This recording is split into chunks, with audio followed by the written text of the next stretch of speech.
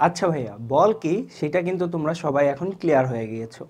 গত দুই ক্লাসে আমরা কিন্তু ভরবেগ, ভরবেগের পরিবর্তন, ভরবেগের পরিবর্তনের হার এছাড়াও একবারে প্রথম ক্লাসের কথা যদি ধরো তাহলে কিন্তু আমরা জড়তা এবং নিউটনের প্রথম সূত্র এবং এই এই সব কিছু শেখার পরে আমরা নিউটনের দ্বিতীয় সূত্রটা দেখেছি এবং দ্বিতীয় সূত্র দেখার পরে আমরা আসলে কিছু ম্যাথও করেছি, যেটা দিয়ে আমরা আসলে বল কি এবং বল কি জিনিস এগুলো কিন্তু ক্যালকুলেশনের মাধ্যমে দেখেছি।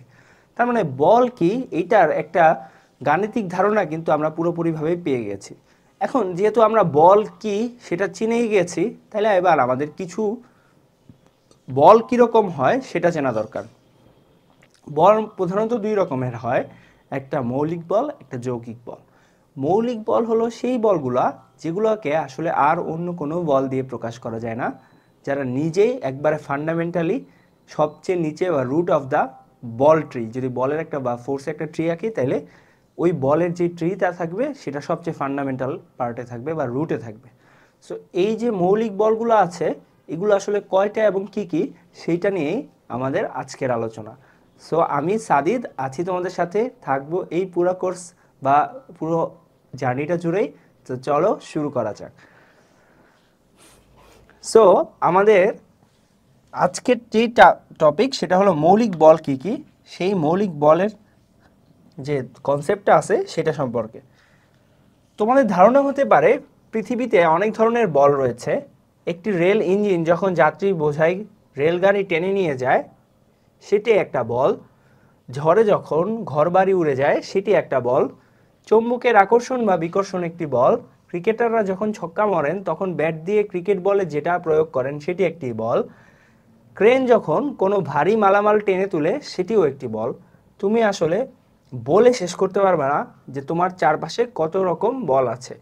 তোমার চারপাশে এত বিভিন্ন রূপের বল দেখা গেলেও বিজ্ঞানের চমকপ্রদ ব্যাপারটি হলো প্রকৃতিতে আসলে চারটি মাত্র বল রয়েছে।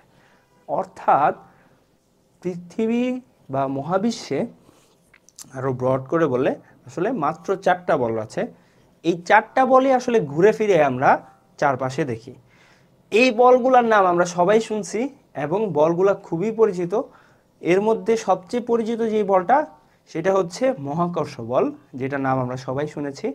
মহাকর্ষ বল ছাড়াও আরও কি কি রয়েছে? আরও রয়েছে তাড়িৎ চৌম্বক বল বা ইলেকট্রোম্যাগনেটিক ফোর্স। অর্থাৎ আমরা বিদ্যুৎ যেটা দেখি আর বৈদ্যুতিক বল যেটা দেখি আর চৌম্বক বল যেটা দেখি সে দুইটা আসলে আলাদা কোনো বল না, সে দুইটা আসলে একই বল।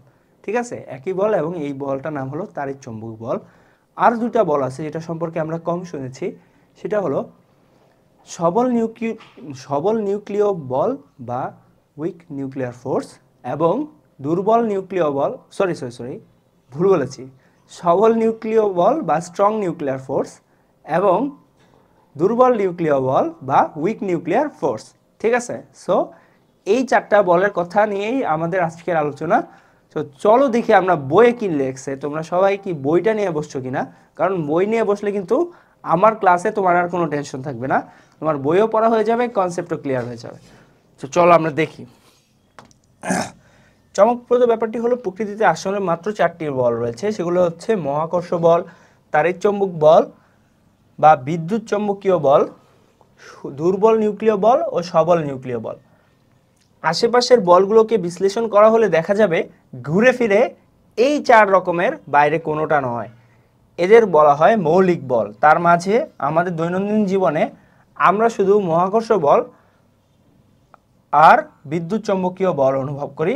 অন্য দুটি প্রকৃতিতে থাকলেও সহজে আমাদের চোখে পড়ে না। যেটা আমি বলছিলাম ভাই, মহাকর্ষ বল এবং বিদ্যুৎ চৌম্বকীয় বল বা তাড়িৎ চৌম্বকীয় বল যে বলটা আছে, এই দুইটা বল আমরা একবারে প্র্যাকটিক্যালি দেখি বা আমরা সহজে অনুভব করতে পারি আমাদের দৈনন্দিন জীবনে। অন্য দুইটা বল যে আছে এটা আমরা আসলে আমাদের দৈনন্দিন জীবনে এত গুডভাবে রিয়েলাইজ করি না, কিন্তু আসলে আমরা যদি খুব গভীরভাবে চিন্তা করি তাহলে কিন্তু রিয়েলাইজেশনের সুযোগ আছে।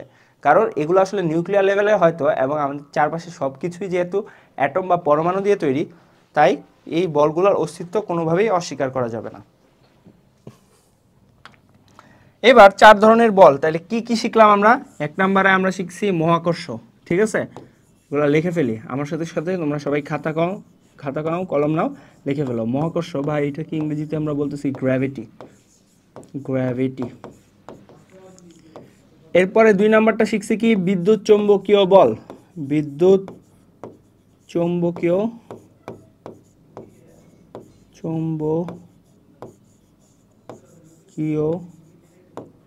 বল, যেটাকে ইংরেজিতে বলা হয় ইলেকট্রোম্যাগনেটিক ফোর্স। ইলেকট্রোম্যাগনেটিক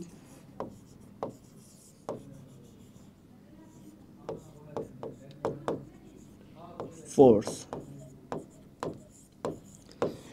আচ্ছা, আর 2 রকমের কি কি জেনেছি, এই দুইটা আমাদের পরিচিত ছিল।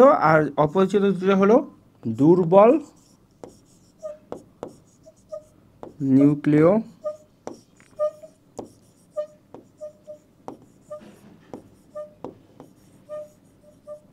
আরেকটা হলো সবল নিউক্লিয় বল।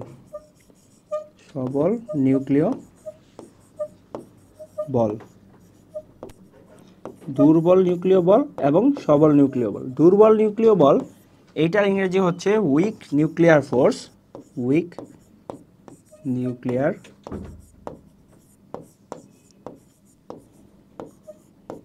ফোর্স। এবং সবল নিউক্লিয় বল যেটা আছে সেটা হলো স্ট্রং নিউক্লিয়ার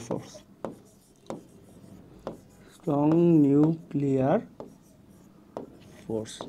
এর মধ্যে আমরা সবচেয়ে বেশি কোনটা চিনি ভাই?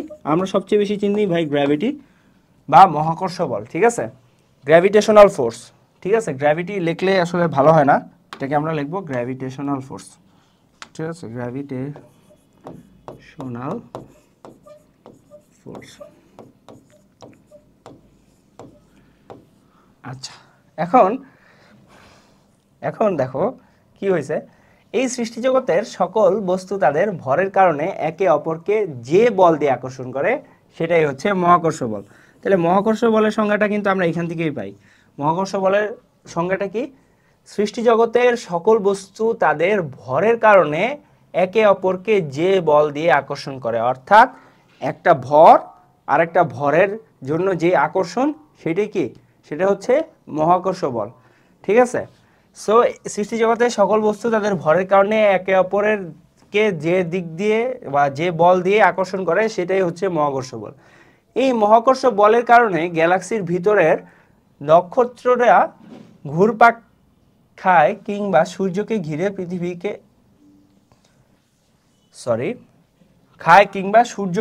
পৃথিবী ঘোরে, পৃথিবীকে ঘিরে চাঁদ ঘোরে।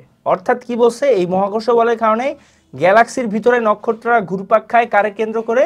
গ্যালাক্সির মাঝখানে আমরা জানি সবাই ব্ল্যাক হোল থাকে, এবং এই ব্ল্যাক হোলকে কেন্দ্র করে ঘুরপাক খায়, কিংবা সূর্যকে ঘুরে পৃথিবী ঘুরে, অথবা পৃথিবীকে ঘিরে চাঁদ ঘুরে। অর্থাৎ এই যে ব্ল্যাক হোলকে ঘিরে ঘুরে নক্ষত্ররা বা স্টার্সরা, বা যেসব গ্যালাক্সির ভিতরে যেসব স্টার্স থাকে সেই স্টার্সরা কি এরকম ঘুরে। আবার এই স্টার্সগুলো আবার কি করে, এই স্টার্সগুলোর পাশে আবার প্ল্যানেটগুলো থাকে, সেগুলো আবার এইটারে কেন্দ্র করে ঘুরে। এই প্ল্যানেটগুলোর আবার উপগ্রহ থাকে যেগুলো সেটাকে কেন্দ্র করে ঘুরে, সেটার কথাই বলছে। এই সব কিছু হইতেছে কি মহাকর্ষ বলের কারণে, যেটাকে আমরা বলি গ্র্যাভিটি বা মাধ্যাকর্ষণ। আবার তুমি যদি শীতকালে, বিশেষ করে শীতকালে এটা বেশি কাজ করে, বা এমন একটা রুম যেটা অনেক শুষ্ক, যেখানে আসলে কি নাই, তোমার আর্দ্রতা কম, ঠিক আছে, সো সেরকম একটা রুমে তুমি ঢুকে তোমার চুল তুমি যদি চিরুনি দিয়ে এরকম করে ঘষো তাইলে কি হবে, বা চিরুনি দিয়ে আঁচড়াও চুল, তাইলে এরপরে যদি তুমি একটা কাগজের টুকরা নেও তাহলে দেখবে যে কাগজের টুকরাটা ওই চিরুনির দিকে আকৃষ্ট হচ্ছে। এখন এইখানে আসলে কি হইতেছে, আবার চুম্বক দিয়ে যখন একটা চুম্বককে আকর্ষণ বিকর্ষণ করো তখনও আসলে কিছু একটা হয়, হয় আকর্ষণ করে নাইলে বিকর্ষণ করে। এই সকল ক্ষেত্রে আসলে যেই বলটা কাজ করতেছে সেটার নাম হলো তাড়িৎ চৌম্বক বল বা বিদ্যুৎ চৌম্বক বল। এই বলটা আসলে আলাদা আলাদা দুইটা বল না, চৌম্বকের ক্ষেত্রে আলাদা বা বিদ্যুতের ক্ষেত্রে আলাদা এরকম না, দুইটা বলই আসলে একই সাথে, বা দুইটা বলই আসলে একই বল, বা দুইটা আসলে আলাদা আলাদাভাবে এক্সিস্টও করতে পারে না, দুইটা আসলে একই জিনিস। ঠিক আছে, সো এই নামটা আমরা দিছি, এই বলটার নাম আমরা দিছি তাড়িৎ-চৌম্বক বল বা বিদ্যুৎ চৌম্বকীয় বল। আচ্ছা, তৃতীয় মৌলিক বলের নাম হলো দুর্বল নিউক্লিয় বল। পরমাণু নিউক্লিয়াসে প্রোটনের সঙ্গে যে নিউট্রন থাকে সেগুলো নিউক্লিয়াসের ভিতরে স্থিতিশীল, কিন্তু মুক্ত অবস্থায় থাকলে 10 মিনিটের মাঝে প্রোটন, ইলেকট্রন এবং নিউট্রনে বিভক্ত হয়ে যায়। কি বলছে? যে পরমাণু নিউক্লিয়াসের প্রোটনের সঙ্গে যে নিউট্রন থাকে সেগুলো নিউক্লিয়াসের ভিতরে স্থিতিশীল, অর্থাৎ নিউক্লিয়াসের ভিতরে নিউট্রনগুলো কিন্তু স্থিতিশীল, কিন্তু মুক্ত অবস্থায়, অর্থাৎ নিউক্লিয়াসগুলো যদি মুক্ত অবস্থায় থাকে তাহলে 10 মিনিটের মাঝে প্রোটন, ইলেকট্রন এবং নিউট্রনে বিভাজিত হয়ে যায়। অর্থাৎ নিউক্লিয়াসগুলো যদি মুক্ত অবস্থায় থাকে তাহলে 10 মিনিটের মধ্যেই এইটা 3টা ভাগে ভাগ হয়ে যায়। একটা হয় প্রোটন, একটা হয় ইলেকট্রন, আর একটা হয় নিউট্রন। এই প্রক্রিয়াটি বেটা তেজস্ক্রিয়তা নামে পরিচিত এবং এটি ঘটে দুর্বল নিউক্লিয় বলের কারণে। তার মানে দুর্বল নিউক্লিয় বলের একটা উদাহরণ এখানে দেওয়া হয়েছে। ঠিক আছে, আর লাস্ট বাট নট লিস্ট, সেটা হলো সব শেষের মৌলিক বলের নাম সবল নিউক্লিয় বল। এটা হলো সবচেয়ে শক্তিশালী বল। পরমাণু কেন্দ্রে যে নিউক্লিয়াস রয়েছে তার ভেতরকার প্রোটন এবং নিউট্রনের নিজেদের মাঝে এই প্রচণ্ড শক্তিশালী বল কাজ করে, নিজেদের আটকে রাখে।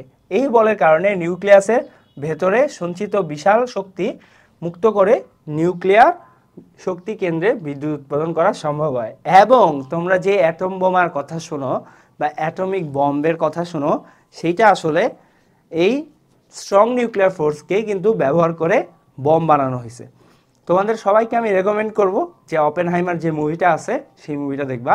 এই মুভিটা আসলে অ্যাকচুয়ালি যে স্ট্রং নিউক্লিয়ার ফোর্স এটাকে আনলিশ করার যে জার্নি, অর্থাৎ সেটাকে বের করে আনার যে জার্নিটা, এইটা নিয়ে পুরাপুরি ভিডিওটা মানে পুরাপুরি সিনেমাটা দেখানো হয়েছে পুরাপুরিভাবে, যে কীভাবে আসলে মানুষ স্ট্রং নিউক্লিয়ার ফোর্স এটাকে কন্ট্রোল করার অ্যাচিভমেন্ট আনলক করছে। ঠিক আছে, সো এটাকে আমি অনেক গুছায় বলতে পারলাম না হয়তো, বাট মুভিতে খুব সুন্দর করে একবারে প্লট অনুযায়ী মানে দেখাইছে। তোমাদের সবার উচিত হবে যে ফর সায়েন্স সেক হইলেও এই মুভিটা একবার হইলেও দেখা, বুঝছো? তাহলে তুমি আসলে বুঝতে পারবা যে নিউক্লিয়ার ফোর্স এটা আসলে কিভাবে অ্যাচিভড হয়েছে।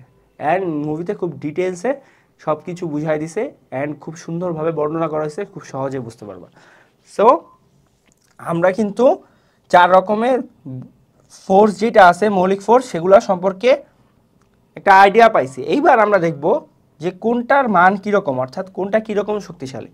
এখন আমাদের মধ্যে যে দুইটা পরিচিত আছে, অর্থাৎ মহাকর্ষ এবং তাড়িৎ-চৌম্বকীয় বল, এই দুইটার মধ্যে আসলে ভাই সবচেয়ে কম শক্তিশালী হচ্ছে মহাকর্ষ বল।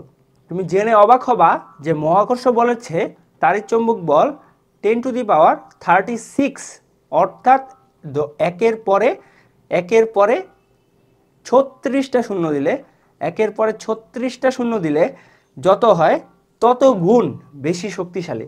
তুমি চিন্তা করতে পারছো ভাই এটা কত হিউজ অ্যান্ড লার্জ অ্যামাউন্টের একটা নাম্বার। অ্যান্ড এইটা আসলে অ্যাবসার্ড মনে হইলেও আমরা দৈনন্দিন জীবনে এটা খুব সহজেই ফিল করতে পারি। কীভাবে ফিল করতে পারি? যখন ওই যে আমরা চিরুনি দিয়ে আশ্রয় চুল, তখন তারপরে আমরা যখন কাগজের সামনে ধরি, কাগজটা যখন আকর্ষণ করে উপরে উঠে আসে, তখন তুমি চিন্তা করে দেখো ভাই পুরা পৃথিবী তার মধ্যাকর্ষণ দিয়ে ওই কাগজটাকে আকর্ষণ করতেছে, কিন্তু কোনো লাভ হচ্ছে না। ওই চিরুনিতে আমি চুল ঘষার কারণে যেই পরিমাণ কারেন্ট জমা হয়েছে, ওই অল্প একটু কারেন্ট ওই পুরা মধ্যাকর্ষণটুকুরে পুরা পৃথিবীর মধ্যাকর্ষণে হারাই দিয়ে সে কিন্তু উপরে নিজের কাছে টাইনে রাখছে, আকর্ষণ করে রাখছে। সো বুঝতেছো ব্যাপারটা যে মহাকর্ষ বল আসলে কতটা কম শক্তিশালী। কিন্তু তুমি আবার দেখো লার্জার স্কেলে যখন তুমি যাও গ্যালাক্সি বা ব্ল্যাক হোল এইগুলোর কাছে যায় দেখো গ্র্যাভিটি আসলে কত বেশি শক্তিশালী মনে হচ্ছে। তার মানে কি আসলে মহাকর্ষ বলটা আসলে দুর্বল হইলেও অনেক লার্জ স্কেলের অবজেক্টের কারণে মহাকর্ষ বল আসলে অনেক ক্ষেত্রে অনেক ভয়ঙ্করও হইতে পারে। ঠিক আছে, সো লার্জ স্কেল অবজেক্ট বলতে আমি ম্যাসের কথা বুঝাইছি, যে কোনো অবজেক্টের ভর বেশি হয়ে গেলে সেটার জন্য কিন্তু খুবই ভয়ঙ্কর হইতে পারে মহাকর্ষ। ঠিক আছে, আচ্ছা, সো এখানে কি লিখেছে, এই চারটি মৌলিক বলের তুলনা করতে গেলে দেখা যায়, অর্থাৎ এই চারটার মধ্যেই আসলে এদের মানের বেশ তারতম্য রয়েছে।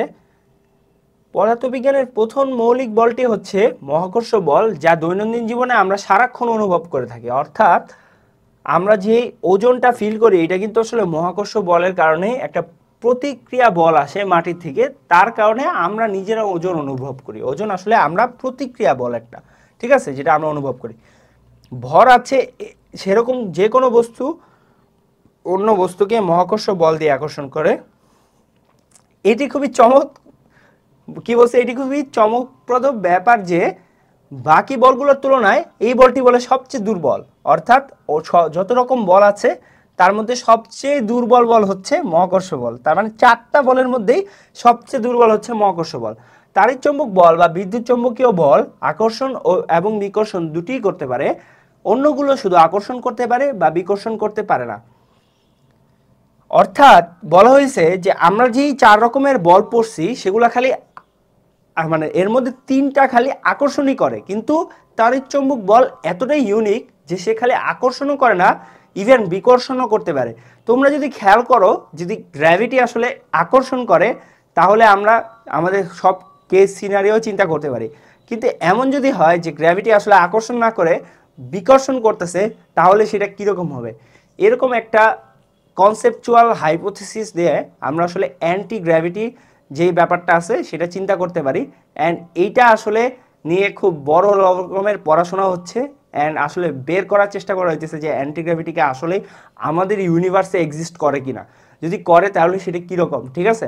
সো এটা নিয়ে প্রচুর পড়াশোনা হইতেছে, বাট এখনও এটার কোনো এক্সিস্টেন্স আমরা পাইনি। পাইলে আমাদের জন্য সেটা একটা বড় অ্যাচিভমেন্ট হবে, কারণ এটা দিয়ে আমরা আসলে অনেক কিছু বের করে ফেলতে পারবো, ঠিক আছে। সো এখানে আমরা দেখি কি লিখছে, মধ্যাকর্ষণ শক্তির তুলনায় এই বল 10⁻36 গুণ বেশি শক্তিশালী। যেটা আমি বলছিলাম ভাই, যদি গ্র্যাভিটি কোনো কিছুকে 1 নিউটন বলে আকর্ষণ করতেছে, তাইলে ওইটার চেয়ে 10⁻36 গুণ বেশি শক্তিশালী হবে কি আমার তাড়িৎচুম্বকীয় বল। কথাটি যে সত্যি সেটা খুব সহজে যাচাই করা যায়। একটা চিরুনি দিয়ে চুল আঁচড়ে এক টুকরো কাগজকে সহজেই আকর্ষণ করে তুলে নেওয়া যায়, তখন সেই টুকরো কাগজটিকে পৃথিবী, যে কথাটা আমি বলছিলাম, তার সমস্ত মহাকর্ষ বল দিয়ে টেনে রাখার চেষ্টা করে, তবুও চিরুনির অল্প একটু বিদ্যুৎ সেই বিশাল পৃথিবীর পুরো মধ্যাকর্ষণকে হারিয়ে দেয়। আচ্ছা, দুর্বল নিউক্লিয় বলকে দুর্বল বলা হয় কারণ এটা তড়িৎচুম্বক বল থেকে প্রায় 100 বিলিয়ন গুণ দুর্বল। 100 বিলিয়ন গুণ মানে কি 10⁻11 গুণ দুর্বল। অর্থাৎ এটা তড়িৎচুম্বক বল থেকে দুর্বল, কিন্তু ভাইয়া এটা কি, এটা স্টিল মহাকর্ষ বলের থেকে অনেক অনেক অনেক বেশি শক্তিশালী। যদি আমি বলি এক্স্যাক্ট নাম্বারটা, যেহেতু এটার থেকে, তাইলে আমি যদি 10⁻, মহাকর্ষ বলের সাপেক্ষে চিন্তা করি, তাহলে 10⁻36 বাই 10⁻11, তার মানে মহাকর্ষ বলের থেকে এটা 10⁻25 গুণ বেশি শক্তিশালী। স্টিল তুমি যদি চিন্তা করো, একের পরে 25টা শূন্য দিতে হবে ভাই, 25টা শূন্য দেওয়ার পরে যে নাম্বারটা পারবো তত গুণ বেশি শক্তিশালী। অর্থাৎ মহাকর্ষ বল 1 হইলে সেই ক্ষেত্রে আমার দুর্বল নিউক্লিয় বলটা হবে, যেটা আনুমানিক তুলনা করি, 10⁻25, অর্থাৎ একের পরে 25টা শূন্য গুণ শক্তিশালী, ঠিক আছে। সো আমরা এবার সবল নিউক্লিয় বল দেখি। সৃষ্টিজগতের সবচেয়ে শক্তিশালী বল হলো সবল নিউক্লিয় বল, যা তড়িৎচুম্বক বল থেকেও প্রায় 100 গুণ বেশি 100 গুণ বেশি শক্তিশালী। অর্থাৎ তড়িৎচুম্বক বল যদি মহাকর্ষ বলের চেয়ে 10⁻36 গুণ বেশি শক্তিশালী হয়, তাইলে দুর্বলের নিউক্লিয় বল হবে 10⁻25 এবং সবল নিউক্লিয় বল হবে 10⁻38। Can you imagine? একের পরে ভাই 38টা শূন্য দিতে হবে। 38টা শূন্য দেওয়ার পরে যে নাম্বার আসবে মহাকর্ষ বলের চেয়ে সেটা তত গুণ বেশি শক্তিশালী। এখন তুমি চিন্তা করো ভাই, মহাকর্ষ বল আমাদের কাছে শক্তিশালী লাগতেছে না, তাও সকল গ্যালাক্সি যত কিছু আছে, অর্থাৎ সূর্য, চন্দ্র, তারা, এরা ভাই একে অপরকে আকর্ষণ করতেছে। কিন্তু এর চেয়ে 10⁻38 গুণ বেশি শক্তিশালী একটা বল যদি আকর্ষণ করে, তাহলে তো আসলে মহাবিশ্ব আর থাকার কথা না, সব কিছু একটা পয়েন্টে আইসে একবারে এরকম বিন্দু হয়ে যাওয়ার কথা, কিন্তু তা তো হইতেছে না। তার মানে এখানে কোনো না কোনো কাহিনী আছে, সেই কাহিনীটাই আমরা সামনে জানতে পারবো। তো চলো আমরা দেখি যে কাহিনীটা আসলে কি। সো এটাকে আমরা আগে শেষ করি। এই বলের কারণেই তড়িৎচম্বক বিকর্ষণ বলের বিরুদ্ধে প্রোটন এবং নিউট্রন পরমাণু নিউক্লিয়াসের খুব কাছাকাছি থাকতে পারে। ব্যাপারটা এইরকম ভাই, পরমাণুতে আমরা জানি নিউক্লিয়াস এবং ইলেকট্রন থাকে, নিউক্লিয়াসের মধ্যে যদি আমরা আরও যাই তাহলে আমরা দেখব প্রোটন এবং নিউট্রন থাকে। এখন প্রোটনগুলো আসলে কি ভাই, প্রোটনগুলো আমরা জানি যেগুলো কোয়াক্স দিয়ে তৈরি হয়, দ্যাটস ফাইন, আমরা এত ডিপে যাবো না। বাট নিউট্রনগুলো কিন্তু আসলে ভাঙা যায়, ভাঙলে আমরা পাবো প্রোটন এবং ইলেকট্রন। এবং এই প্রোটনগুলো কিন্তু ওই যে ভিতরে যেই প্রোটনগুলো আছে, অর্থাৎ নিউক্লিয়াসের ভিতরে যেগুলো খালি প্রোটন আছে ওইগুলাকে কিন্তু বিকর্ষণ করে। কিন্তু এই বিকর্ষণ করা সত্ত্বেও যেহেতু সবল নিউক্লিয় বল বেশি শক্তিশালী, তাই তারা আসলে বের হয়ে যাইতে পারে না, তারা নিউক্লিয়াসের ভিতরে স্থিতিশীল অবস্থায় থাকে। ঠিক আছে, এতটুকু বুঝলে আমরা মৌলিক বল সমূহের পাল্লার তারতম্য অর্থাৎ রেঞ্জ সম্পর্কে জানবো। রেঞ্জ অর্থাৎ কেন আমার অন্যান্য বলগুলো এত শক্তিশালী হওয়া সত্ত্বেও কেন এটা সাস্টেইন করতেছে না, মানে পৃথিবীকে একটা মহাবিশ্বকে একটা বিন্দুতে নিয়ে আসতেছে না, সেইটার আসলে কারণটাই আমরা দেখব। কারণটা হচ্ছে ভাই, মহাকর্ষ এবং তাড়িৎচম্বক বল, এই দুইটা বল খালি অসীম দূরত্ব পর্যন্ত কাজ করে, অর্থাৎ এদের প্রভাব পুরা মহাবিশ্বেই থাকে। ঠিক আছে, এটা কোনো নির্দিষ্ট জায়গা পর্যন্ত বা একটা নির্দিষ্ট রেডিয়াস পর্যন্ত কাজ করে না, এমন না, এটা পুরা মহাবিশ্বের সব জায়গায় এর প্রভাব থাকে। কিন্তু দূরত্ব বাড়ার সাথে সাথে এইটার বলের মান বর্গাকার হারে কমতে থাকে। ঠিক আছে, তার মানে ইনভার্সলি প্রপোর্শনাল, কিন্তু ইনভার্সলি প্রপোর্শনাল না, খালি ইনভার্সলি স্কোয়ার্ড, অর্থাৎ 1/d², অর্থাৎ দূরত্বের সাথে স্কোয়ার ইনভার্সলি প্রপোর্শনাল। ঠিক আছে, সো আমরা দেখি আগের অনুচ্ছেদে 4টি মৌলিক বলের মানের পার্থক্য জানার পরেও তোমাদের মনে নিশ্চয়ই প্রশ্ন জেগেছে, সবল নিউক্লিয় বল যেহেতু এতটাই শক্তিশালী, অবশ্যই আমাদের মনে কোশ্চেন জাগছে, তাহলে অন্যান্য দুর্বল বলগুলো টিকে আছে কেমন করে? এই প্রশ্ন খুবই যৌক্তিক, কিন্তু এতক্ষণ মৌলিক বলগুলো মানের কথাই বলা হয়েছে, কিন্তু সেই বল কত দূরত্বে কার্যকর থাকে সেটি বলা হয়নি।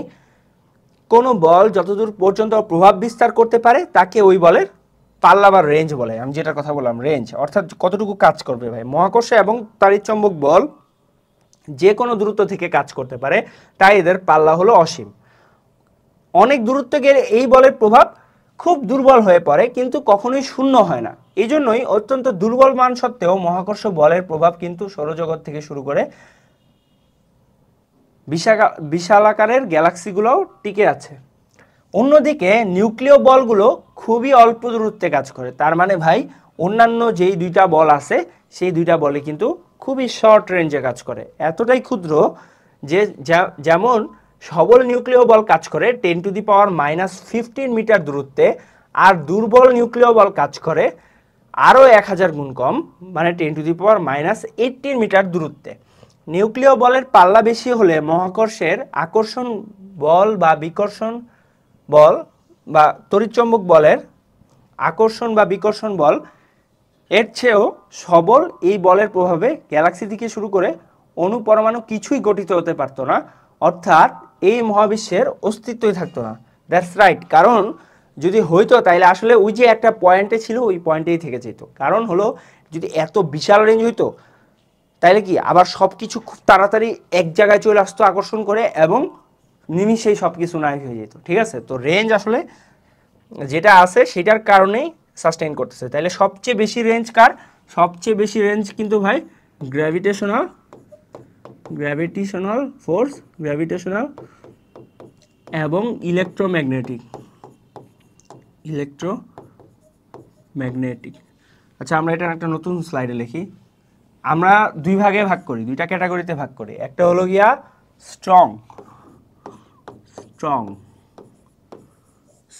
দিয়ে আমরা এইভাবে একটা তালিকা বানাই যে উপরের দিকে শক্তিশালী, আর একটা হলো রেঞ্জ দিয়ে আমরা একটা উপরের দিকে তালিকা বানাই। হ্যাঁ, রেঞ্জ। আচ্ছা, সবচেয়ে বেশি স্ট্রং কে ভাই? সবচেয়ে বেশি স্ট্রং হলো স্ট্রং নিউক্লিয়ার ফোর্স। সংক্ষেপে লিখলাম ভাই, স্ট্রং নিউক্লিয়ার ফোর্স। এটা মহাকর্ষ বলের তুলনায় কত গুণ শক্তিশালী? 10⁻38। আচ্ছা, এরপরে সবচেয়ে বেশি শক্তিশালী কে ভাই? এরপর সবচেয়ে বেশি শক্তি হচ্ছে ইলেকট্রোম্যাগনেটিক ফোর্স, ইএমএফ। এটা কতটুকু শক্তিশালী? 10⁻36। কার তুলনায়? মহাকর্ষ বলের তুলনায়। ঠিক আছে, এরপরে হলো কে? এরপর হলো week nuclear force. Week nuclear force কতটুকু শক্তিশালী ভাই? মহাকর্ষ বলের তুলনায় সে 10⁻25 গুণ শক্তিশালী। আর থাকে কি ভাই? আর থাকে গ্র্যাভিটেশনাল ফোর্স। সে কতটুকু শক্তিশালী ভাই? গ্র্যাভিটেশনাল ফোর্স হিসেবে 1 গুণ শক্তিশালী। তাইলে আমরা কিন্তু স্ট্রং এর বেসে, অর্থাৎ কে কতটুকু স্ট্রং সেটার উপর ভিত্তি করে আমরা একটা চার্ট বানাইছি, যেটা নিচের থেকে উপরে গেলে আমি আসলে আস্তে আস্তে তার শক্তি বাড়বে। এবার আমরা রেঞ্জের কথা চিন্তা করি। রেঞ্জের হলো গ্র্যাভিটির রেঞ্জ সবচেয়ে বেশি এবং ইলেকট্রোম্যাগনেটিক ফোর্সের রেঞ্জ সবচেয়ে বেশি। গ্র্যাভিটি, এটার ফোর্স হলো ভাই ইনফিনিট। তারপরে ইএমএফ, এটার ফোর্সও কি ভাই? এটার ফোর্সও ভাই ইনফিনিট। এরপরে কি আছে? এরপরে সবচেয়ে বেশি রেঞ্জ হলো আমার স্ট্রং নিউক্লিয়ার ফোর্স। সেইটার রেঞ্জ কত? সেটার রেঞ্জ হলো ভাই 10⁻⁻15 মিটার। 10⁻⁻15 মিটার। মিটারের এম ছোট হাতের হয় ভাই, মিটারের এম ছোট হাতের। আচ্ছা, আর লাস্টে হলো উইক নিউক্লিয়ার ফোর্স, যেটার রেঞ্জ হলো 10⁻18 মিটার। আমি চাবো ভাই তোমরা সবাই খাতা নিয়ে এই চারটা খুবই সুন্দর করে মনে রাখবে ভাই। এটা খুবই ইম্পর্ট্যান্ট, এটা বোঝা খুবই জরুরি।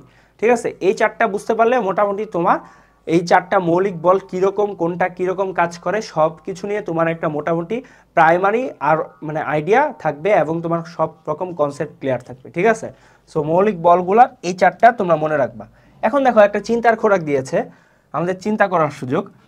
মহাকর্ষ এবং তড়িৎচম্বক বল যে কোনো দূরত্ব থেকে কাজ করতে পারে, কিন্তু তড়িৎচম্বক বল মহাকর্ষ বল থেকে 10⁻36 গুণ বেশি শক্তিশালী হওয়ার পরেও মহাজাগতিক দূরত্বে মহাকর্ষ বলকে সবচেয়ে বেশি কার্যকর হতে দেখি কেন? খুবই খুবই খুবই ইম্পর্ট্যান্ট একটা কোশ্চেন ভাই। আমার কথা হলো ভাই, স্ট্রং নিউক্লিয়ার ফোর্স ওর 10⁻38 গুণ শক্তিশালী, কিন্তু ওর রেঞ্জ বেশি হইলে ঝামেলা ছিল। খুবই ভালো কথা ভাই, বুঝলাম। কারণ হলো সব কিছু এক পয়েন্টে চলে আসলো, কিন্তু ওর চেয়ে মাত্র 100 গুণ কম শক্তিশালী একটা জিনিস আছে, যেটার নাম হলো ইলেকট্রোম্যাগনেটিক ফোর্স। তাহলে ইলেকট্রোম্যাগনেটিক ফোর্স কেন পুরা মহাবিশ্বটারে ধ্বংস করে দিচ্ছে না? কেন খুব দূরে দূরে ডিস্টেন্সে আমরা দেখতেছি না ইলেকট্রোম্যাগনেটিক ফোর্সের কারণে একটা সূর্যরে কেন্দ্র করে আরেকটা পৃথিবীর মতো গ্রহ ঘুরতেছে? এটার অ্যান্সারটা খুবই সিম্পল ভাই।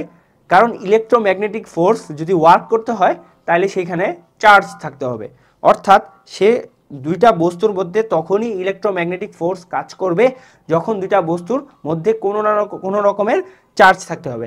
আমাদের পৃথিবী সহ সূর্য সহ যত রকমের গ্রহ, উপগ্রহ, নক্ষত্র তারা আছে, তারা আসলে চার্জের দিক থেকে নিউট্রাল, অর্থাৎ তাদের মধ্যে যেই সংখ্যক প্রোটন আছে প্রায় কাছাকাছি সংখ্যক ইলেকট্রন রয়েছে।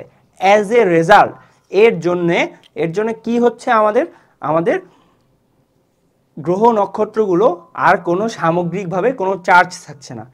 এর জন্যে তাদের মধ্যে আর কোনো তাড়িৎচম্বক বলও কাজ করছে না। খুবই সহজ উত্তর। তার মানে কি, আসলে আমাদের গ্রহ নক্ষত্রগুলো বা মহাজাগতিক বস্তুগুলো মহাজাগতিক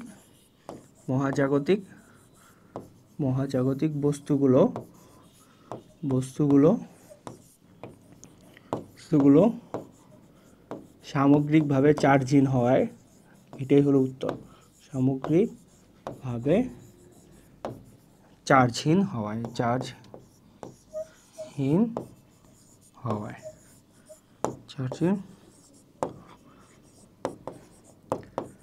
ঠিক আছে ভাই, তাহলে এই ভাবনার খোরাকটা নিয়ে তোমাদের কি মতামত এবার জানাও। সো আজকে আমরা মোটামুটি মহাকর্ষ বল কি, তাড়িৎ-চৌম্বক বল কি, সবল নিউক্লিয় বল কি, দুর্বল নিউক্লিয় বল কি, এই নিয়ে মোটামুটি আমাদের যা পড়াশোনা ছিল সব কিন্তু শেষ করে ফেলছে। আমাদের এটা পুরা ঝামাঝামা হয়ে গেছে। সো আমাদের এখন নেক্সট ক্লাসে আমরা যেহেতু বল চিনে গেছি, বল কি জিনিস সেটা জেনেছি, জড়তা কি জিনিস সেটা জেনেছি, নিউটনের প্রথম সূত্র দেখেছি, দ্বিতীয় সূত্র শিখেছি, আমাদের এখন কাজ কি? তাহলে আমাদের কাজ হবে নিউটনের তৃতীয় সূত্র শেখা। সো নিউটনের তৃতীয় সূত্র নিয়ে আমি তোমাদের নেক্সট ক্লাসে আসবো, সেটা জানানোর আমন্ত্রণ জানাচ্ছি।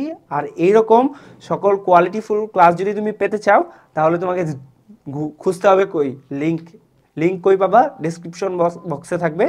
আর তোমরা কমেন্ট করো যে কোনো জায়গায় কোনো কিছু বুঝতে সমস্যা হয়েছে নাকি, বা ভাইয়া কি কোথাও কোনো কিছু ভুল করে বলে ফেলছে নাকি, আমাকে কমেন্ট বক্সে জানাও। আমি অবশ্যই ইনশাআল্লাহ তোমাদের ফিডব্যাক দিব। সো আগামী ক্লাসের আমন্ত্রণ জানিয়ে আমি আজকের মতো বিদায় নিচ্ছি। আল্লাহ হাফেজ, আসসালামু আলাইকুম।